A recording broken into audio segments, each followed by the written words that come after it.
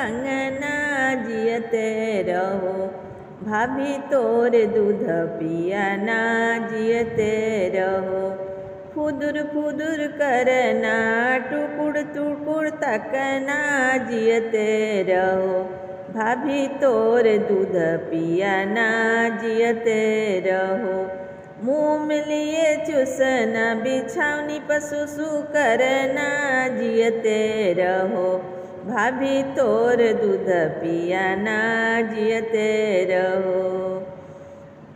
ननद अइली अंगना उ त मंगली गहना जियते रहो। ननद अइली अंगना उ त मंगली लहंगा जियते रहो।